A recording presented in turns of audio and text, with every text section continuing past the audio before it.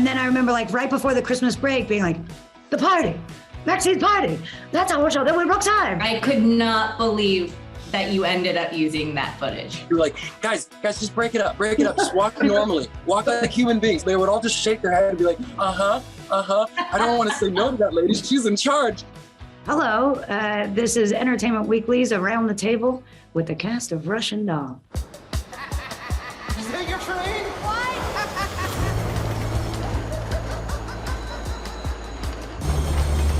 What's this, some kind of like 80s flash mob? Hey. You need help getting home, anything? The universe finally found something worse than death. I broke time. Do I need to be worried? You know, the basic conceit of the season is that they have figured out how to stop dying. They found this human connection that sort of gives them the will to live. But sort of 3.5 years later, what does it mean to truly be alive? The present moment is almost too much to bear and to look at in the light of day. And so they find this way out, you know, like this wormhole to a past where suddenly at first, you know what I mean? Just like drugs. Oh my gosh, it's so fun that first hit. And over time, it's kind of like they're taken in deeper, which is this stuff that they have to look at in order to kind of really exist in the present. They're going to have to do it. You know what I mean? Like there is no way out in this life. You guys just gotta fucking do it. And so it's sort of just a very sort of like high concept sci-fi way of doing, you know, telling that story about, you know, how to exist in your present.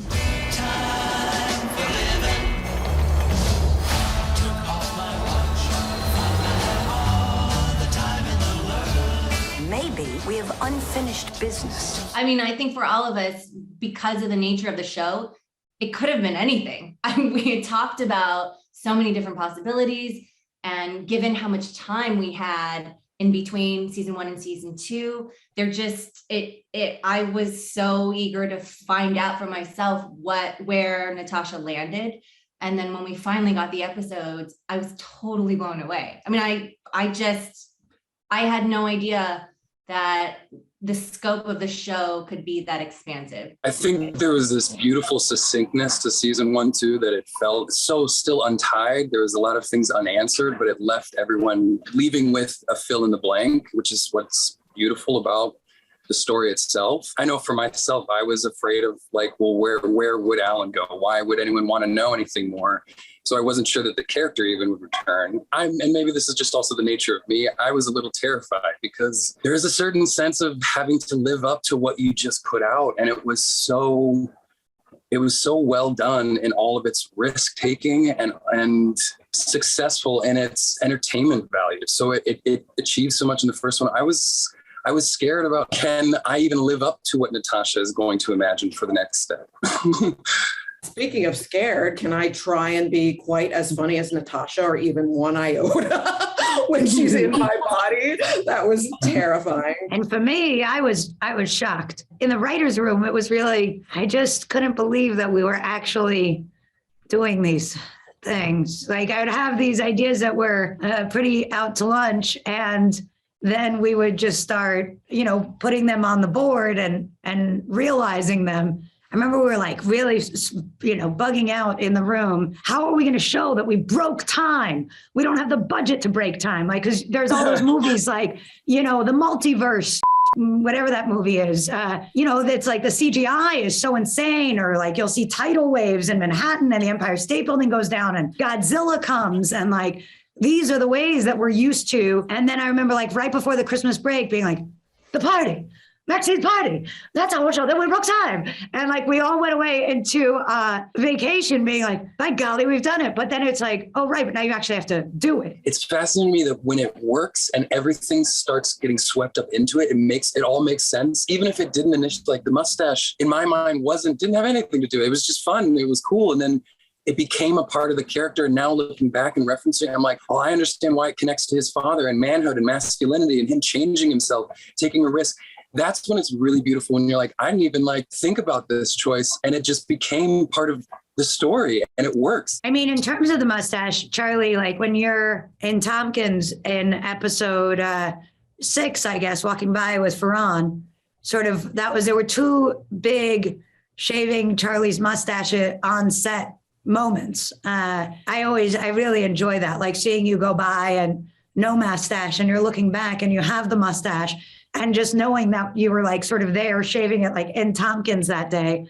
And then what happened in Budapest? Remember when we were in? It was the last day of work, and we had to do a photo for, I mean, is this too spoiler? When we're on the slabs, and we had to shave it, and there's this really like spiritual releasing moment of releasing the mustache, but returning to an older Alan in a weird up kind of a way. Truly Russian doll. So you're telling me that this family lost its gold twice on a train?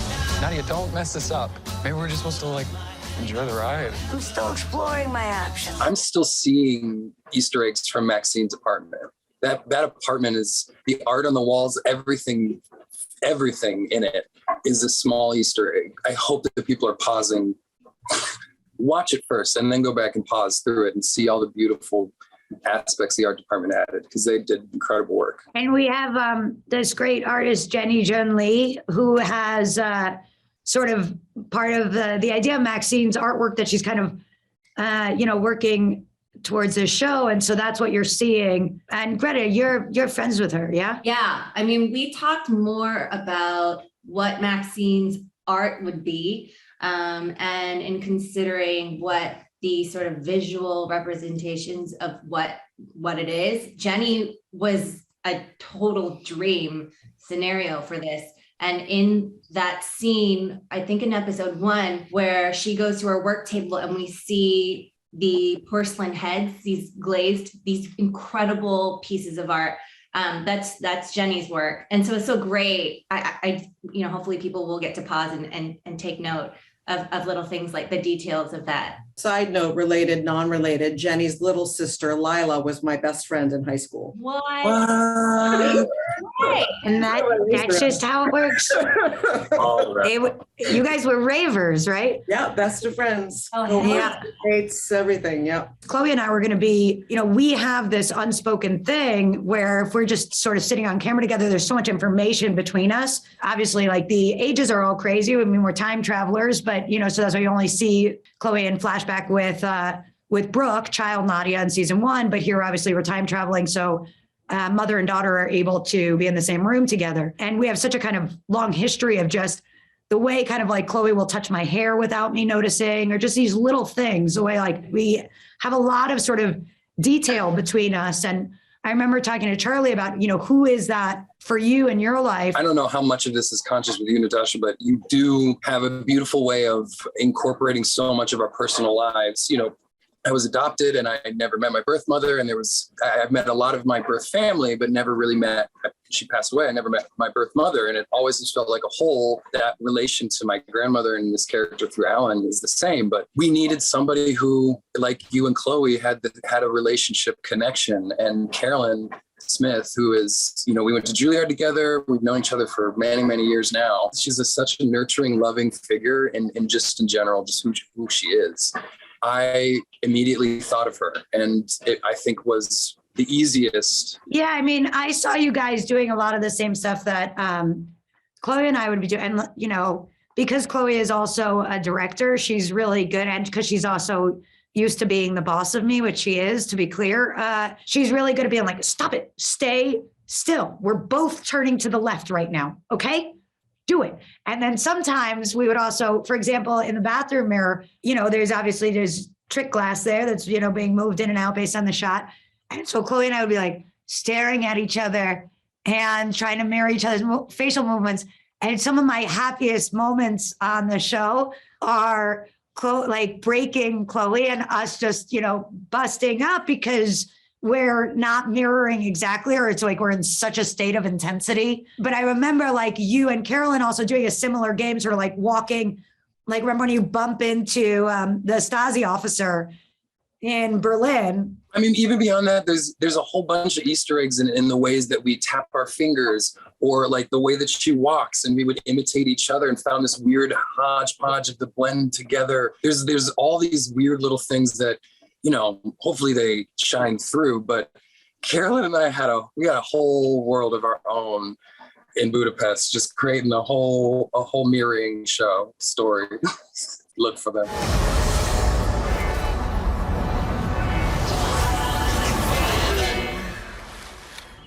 Where are we? More like when are we? Out of Never mind. Given the nature of the circumstances of having to shoot during COVID, we knew that we weren't going to be able to rehearse in the same way that we were probably used to doing. So this time our process was a little different, and we got on Zoom and we rehearsed before. And I think that was tremendously instrumental in terms of making sure we were locked in to where we needed to be and to be really prepared and have those conversations beforehand. So by the time we got there, and whether or not it was in Budapest or if it was in New York, we knew as soon as we walked onto the set that we were on the same page. And I thought that was so great. I was really grateful that we got to do it that way. Creates a different kind of freedom and trust, and being like, I know that the people who are behind the screen, Natasha and Alex, have my back. Like they're not going to move on. They're not going to take a chance without seeing what they need to see, which is unbelievably freeing as an actor, because you really just get to be like, I can roll. And also Natasha knows that like what really matters is what's on the screen. And there's always so much, if you're allowed to say that, going on with lighting and stuff behind them. Like Natasha's like, okay, now we're shooting. Let's all just stop. This is what's important. And a lot of directors don't do that. And like, she really was like, this is what we're all here for. Let's take this time to really do this. And so we were allowed to actually have really long takes, which a lot of times on TV, you're not. So there was like also room to experiment and try stuff while the cameras were rolling, which was really kind of unprecedented. Chloë, to your point, was really helpful because it kind of really focused what we knew we were trying to hit, and also creating this extra space. You know, one of my favorite things in the show this year is the very last thing we shot was Greta and I at sort of the airport, which is actually like a tube station in Budapest. And it's kind of Marry Kill. The very last one is, you know, it's like a one or just like a steady cam pull of us doing the whole scene. But it's like 5 a.m. We're so cracked. It's the last shot. It's done. The show is done. And Greta and I just like lose our minds. And the raw footage of it is so bananas. And so in the edit, we just like aggressively, like it's like poor editor Todd, we were just, I was like, no, we got to base it on this. It's the one thing that obviously none of the coverage matches, like, because we're so off the rails. And it really, but it just makes me so happy because I see like our friendship. And I think that's always what, you know, we're trying to find, like with those long takes. And so it's like, yes, you want to get totally prepared. You know everything. And then this like other weird stuff happens. And that stuff is like, just makes me, it's like, it makes my heart very full. I could not believe that you ended up using that footage. I saw it. I mean, truly, Natasha's not exaggerating. That was, you know, our it's like 14, 15. So literally I have a video of her after they yelled cut of that scene of us celebrating the wrap of the whole shoot. And when we did ADR and I was watching and my jaw, I like, oh, she used that. She's using this. Oh my God. I don't even think Hitler was it was so. Oh, right. Greta, like at some point goes like, do I want to Hitler? You said and like Hitler. Oh God, it really just makes me, it's such a crazy thing to say. And just the idea that like, that's a conversation that just that the stakes have never been higher. But Charlie, also remember when you, like we were stealing that stuff in the Berlin train station, it's you and Devin, the Steadicam operator. And we're just like, we gotta go.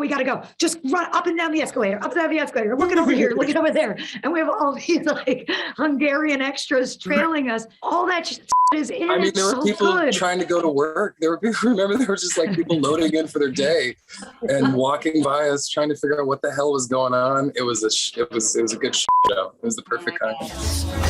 There are things in life that cannot be explained. Inexplicable things happening is my entire modus operandi. Wait, Natasha, remember the cemetery? The old Jewish cemetery it was mosquito infested. I mean, I'd look over at Natasha and she literally had like a splash of blood on her face from mosquito. She like went back right before the happened.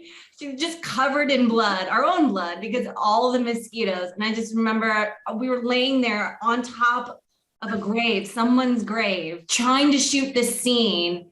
And the only thing that was repelling the mosquitoes was smoking. So we were just like chain smoking, whatever, real cigarettes, fake cigarettes. I looked at the crew, everyone was smoking just something to get the mosquitoes away from their body. My favorite day, we were shooting in the train station another day, Natasha, and you were directing, and it was me walking down the escalator, and I had to walk up to the edge of the train, right?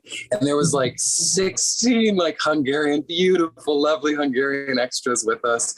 And they were supposed to just kind of cascade into the train station, right? And every single time they did it, I don't know if they had choreographed some like beautiful dance, but they walked in a line every time. So I would walk in and then they would all walk in a solid line and stand at the edge of the train station. And it looked like eerie as fucking weird. And you were like, guys, just break it up, just walk normally, walk like human beings. None of them spoke English. So they would all just shake their head and be like, I don't want to say no to that lady. She's in charge. And they'd walk back and then they'd just slowly like walk out again, but like really quiet and slow the next time because they were terrified, still in a line. And Natasha would be like, oh my God, don't walk like that. Walk like people. Yeah, like, I think they thought it was like a horror film. It was like single file. It's like, you're just people waiting for the subway. Like, what's happening? They were fully committed to like, I'm going to make this eerie as fucking terrifying. Yeah, like, you'll never see us. Guys, we can see you. You're on camera. Like, you can't tiptoe. They had watched season 1 and they were like, oh, it's another death, right? He's going to be jumping off into the train station or something. So we'll play into I think that's what really was going on. So I applaud their commitment, but. I remember Chloë at the end of episode 1 and, we were sort of, we were trying to do this kind of, De Palma with the cameras spinning around. I just remember Chloe's like 3 a.m. We're in Tompkins. Radio man is there and he just keeps throwing garbage everywhere. Like everyone's in the spirit of the thing. I'm like, again, like, Chaz, you motherfucker. And Chloë just finally, she goes, I really don't like screaming. I just And it's like 15 minutes into her, which is funny because I've been going to see Broadway and off-Broadway shows for Chloë for the better part of 25 years. And every time we're at a play, at some point she leans over and she goes, why are they yelling? And and in that moment, I had such shame. I was like, I'm asking her to do the thing she hates in theater. Yeah, I really do. I hate yelling, especially on camera. You do it well. You're someone who hates it.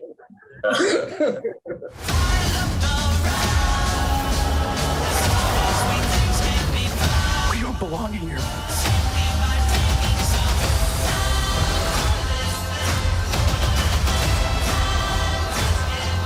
I feel like this season, I was surprised to think so much about identity and all the different ways you can go about looking for it and figuring it out. And I was really moved by how, truly universal it felt, this idea, this really simple idea in a lot of ways of just finding out who you are and why you are that way is something that I think is so resonant for so many people. But the way that it's done this season, again, it just felt so expansive to the fantasy of revisiting not just your mother's life, but your grandmother's life, maybe even before that. I just think is so compelling and awesome and like a massive undertaking that Natasha, you pulled off. I bow down to you. You did. Yeah, I think I agree. These narratives that we kind of, tell ourselves, these stories that we've been hearing over and over, and as to who we are and why we are the way we are, and just also like the acceptance of that, and making peace with that. I think what's continually beautiful about the expansive nature of it, that it ultimately leads us to so many unanswered and so many answers to fill in for the ending. I think that's what really makes the show always beautiful. I think it is successful in the second season too. There is no like tying, you know what I mean? There's no denouement. It's kind of like a release more so in my mind. I just sort of became curious about these ideas of like, what does it mean when we talk about all these sort of self-help concepts of like reparent yourself or look out for your inner child? Like, on a sort of practical basis, how do you make those ideas tangible? What is it to have sort of like, true, like you guys are saying, like true forgiveness or acceptance of a life? And, is the journey not the sort of like exploration and making peace with that, but now you're sort of an adult because you are sort of informed about your own case. And you know what I mean? Like there's this idea that, like with change, it can either happen willingly or, it'll happen anyway, but you'll be, pulled kicking and screaming. But so like in that sense, this idea of, free will around making peace with our own history and the present. David Lynch or whatever has this quote where they're like, so what does it mean? And he's like, no, I made it. I'm done now. And I was just thinking of how much modern dialectic of the promotion experience is about explain it. And I would say that's fine. I don't think, I'm sure we'll all know if I arrive there, and then maybe I'll have that ability to answer questions like that too. You're a time traveler. I prefer the term time prisoner.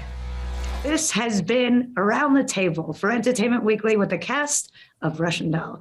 Our show is now streaming on Netflix because today is April 20th, 4/20. Don't smoke.